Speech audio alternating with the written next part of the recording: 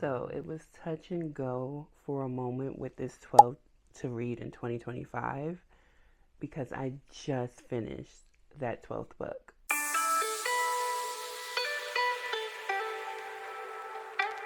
Welcome back to Reading Sprints and Chai Sips. I'm your girl Sasha Bonet. I have a cappuccino. It is really early in the morning. I want to say about 7 o'clock in the morning, and I need to get this video out. So at the top of this year, I posted a video that said I'm not doing 25 books to read in 2025 because I'm a mood reader, right? And because I'm a mood reader, it's hard for me to do things even when I'm telling myself to do things. By the way, I'm drinking a cappuccino. Did I say that already? It's too early in the morning. I still have morning voice. Yeah. But yeah, I said at the top of the year, 25 is just too much for me to do. So I said I was going to do 12 because 12 and a half is not a thing, right? So I said I was going to do 12.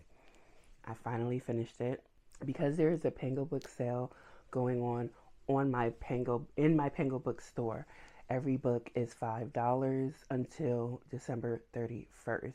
So get them while you can because some of the books in this video are up on there. But we're going to start with the books that I no longer own because they've already been sold in or on Pango, however you want to say that. First up is I Know Who You Are by Alice Feeney. This book was diabolically atrocious. It was bad. And I'm going to put a quick spoiler right here. It was her brother the whole time. Disgustingly so. Take that as you will with a grain of salt because I gave this book a 1 star. I am still going to read from Alice Feeney, which I have after that book this year, and I didn't like that one either. But she writes well. The plots just don't be hitting though. Next up is The Housemaid. This book I got 5 chapters in, and when I say 5 chapters, I didn't finish the 5th one. I got to like the last page of the 5th chapter and just DNF'd because it was just so stupid. It was stupid to start off with. Usually in a book, the main character does stupid things later on, not to start off with, which does lead you to think there's a reason for her acting this stupid. However, I don't care. And when I don't care, it's time for the book to end. It's just time for the book to end. So I DNF'd this book. No. And because I DNF'd The Housemaid, the second book to The Housemaid also got unhauled. The next book is The Girl with Stars in Her Eyes by Zhao Axelrod. I don't like music in books. And before I realized I truly and wholeheartedly did not like musical elements in books, that would be singing, dancing, instrument playing, humming. I don't like musical elements in books. And before I knew that, I had picked up this book, and musical elements are a part of this book. Also, I also do not like when someone says, or any of the characters say something to the vein of, I despise this person, I hate this person for what they've done to me, but all it takes is a handsome or a pretty face to make them go back on all of that. No change behavior, just that they're attractive. So yeah, I also DNF'd that one.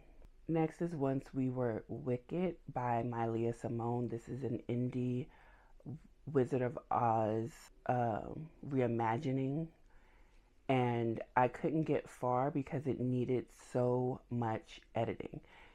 And in my opinion, that's not really due to it being indie. I just think it didn't go through as many editors or editing processes as it needed. I couldn't finish it because I kept getting confused. There were times when you would be reading and let's say a character or characters are at point A, and then you're reading, there is no movement in the story. It doesn't say they walked over or they moved over or anything, and they'd be at point B. And I would be so confused because I'm like, what? Weren't they just being pressed to the ground by the guards? It doesn't say anything about the guards move them and they'd be somewhere. And it was just a no. Next is The Time Traveler's Wife by Audrey Niffenegger. This is a large print edition. This one is also up in my Pangobooks store. I will link my Pangobooks down below for you all. But I DNF this. I got a little bit of a way in, and I just feel like this is a book that teeters the line of grooming, if that makes sense. You would have to read it to understand what I mean, but this man, I can't remember his name because it doesn't matter to me, but this man can time travel back and forth, even to the point of meeting himself at different points in his life. But one of the times that he time travels, he meets like a 5-year-old girl, 5, 6, something like that, in a field outside of her home. She's outside playing in the garden outside of her home. And she brings him clothes and things like that, because when he time travels, he's ass naked, whether he had clothes on before he time traveled or not. So he's naked, and he met her when she was 5, to her knowledge, right? Or to his knowledge. It's kind of confusing. But later on in the book, she meets him as an adult, right? She finds him when she is an adult. He has not yet time traveled to her as a child. And when he finally does time travel to her when she is a child, they're talking about famous people and famous crushes, like, superstars. And she asks him something to the effect of, who do you fancy? And in his mind, he says, you. I will fancy you later on. That's creepy. So DNF. Next is Call Baby by Morgan Jerkins. This one, I wasn't too surprised that I DNF'd it. And the reason being is because literary fiction is not my thing, but this is supposed to be magical realism. And the first 2 chapters were long as hell. And when we got to the end of it, I just said, I don't care. Because I kind of saw where this story was going and the conflicts that they were going to have. And it just didn't make any sense to me. But there is a family in this book whose skin is kind of essentially priceless. It's worth a lot of money because it can heal ailments and things like that of other people. And a woman goes to them because she is suffering from repeated miscarriages. And I believe that she wants them to give her some call, which is their skin, to help save her. And then she miscarries. This is all in the first 2 chapters, so it's not even a spoiler for the rest of the book because I don't know what happens there. But she miscarries, and she takes her now dead baby to them and blames them for her miscarriage. And I just feel like no one is entitled to my body. I don't give a damn if just one strand of my hair can cure your cancer. You're not entitled to my body. And I don't care if that one strand, I don't care if the one strand that I am withholding from you, I am withholding because of a vendetta about a man, about jealousy, about anything in this world. It's still mine. And I should be able to do with it what I want. That includes denying it to you. So, DNF. Next is Tia Williams's The Perfect Find. I even started the movie a little bit, but the movie started off a little weird as well, so I stopped watching it. But this book is essentially a age gap romance where she is older than him, and he is the son of a rival that she now has to work under because she lost her job where she was a big time fashion editor. And this book, so this book wasn't fun. It did have its moments where it does make you laugh a little bit, but their relationship was holed up in her apartment because he still lived with roommates. And he was kind of aimless. He had mommy issues. she wanted kids. He didn't at the time because he was very, very young. It just wasn't good. This wasn't a good romance. It wasn't based on anything good. Let me know if you read this and how you felt about it. Next are the books that I read and actually enjoyed. First up, saying I enjoyed this is kind of a lie already. But Savage Lands, the Savage Lands book 1 by Stacey Marie Brown. I've read one other book by Stacey Marie Brown and I enjoyed that one. When a Heart Breaks or something like that. I enjoyed that one. This is fantasy with demons and fae and all of that stuff. And our main character, our main FMC, I believe it follows the same trajectory as most fantasy. She doesn't know that she is special because she was raised by higher ups. She was raised by higher ups. However, she's also been discarded like she wasn't anything and given to this underground kind of like fight camp or something where the prisoners fight every damn night and everybody's like, something is special about this one, and they try to break her. That's this entire book. It intrigued me enough to move on to the second one. That's about it. But if I don't like the second one, because I do own, for some odd reason, I do this often, I buy the books out of order. I don't own the second one. I do own the third one. But if I read that second one and it's not good, the third one will be on hold along with the first one. Next is Nikki Giovanni, On My Journey Now, looking at African American history through the spirituals. I enjoyed this book.